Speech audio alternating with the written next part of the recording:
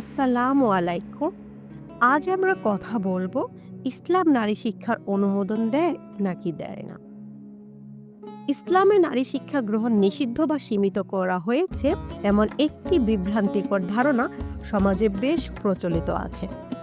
কিছু সংস্কৃতিতে বলা হয় ইসলাম নারী শিক্ষাকে নিষিদ্ধ করেছে, আবার কিছু সংস্কৃতিতে বলা হয় ইসলামে নারী শিক্ষাকে সীমিত করা হয়েছে। এমন কিছু কিছু সংস্কৃতি রয়েছে যেখানে নারীদের শিক্ষা গ্রহণের কোনোই সুযোগ নেই, পুরোপুরি নিষিদ্ধ, এবং এই নিষিদ্ধ করা হয়েছে ইসলামের নামে।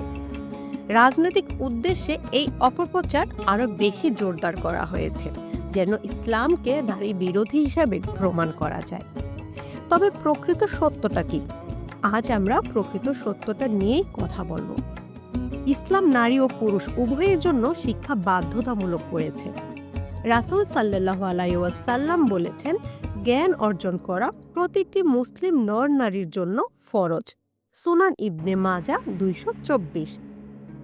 নবীজি সাল্লাল্লাহু আলাইহি সাল্লাম নিজে সাহাবী নারীদের জন্য বিশেষ শিক্ষার ব্যবস্থা করেছিলেন।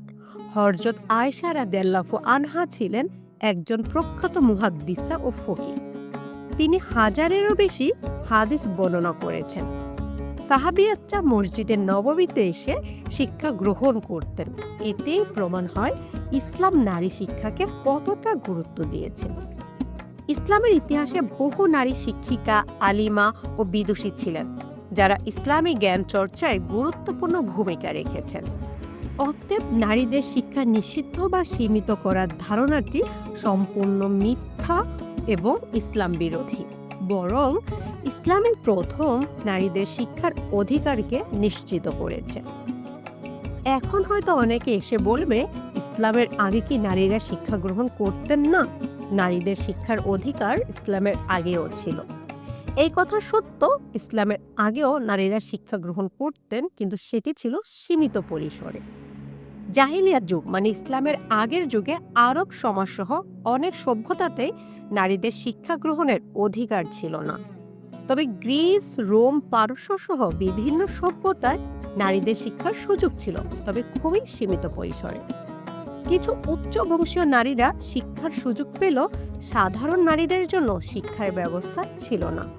ইসলামই প্রথমবারের মতো নারী শিক্ষাকে একটি ধর্মীয় অধিকার ও কর্তব্য হিসেবে ঘোষণা করেছে। কিন্তু কিছু তথাকথিত বুদ্ধিজীবী ও ইসলাম বিদ্বেষীরা ইসলামকে নারী বিরোধী প্রমাণ করতে চেয়েছে। দুঃখের বিষয় হলো, অনেক আলেমও সত্য প্রচারে ব্যর্থ হয়েছে এবং যারা ভুল তথ্য প্রচার করেছে তাদের বিরুদ্ধেও প্রতিবাদ করেনি।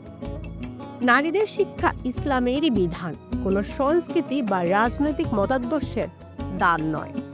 যারা এতদিন অপপ্রচার চালিয়েছে, আমরা চাইলে তাদেরকে ক্ষমা করতে পারি অথবা আমাদের রবের কাছে নালিশ করতে পারি।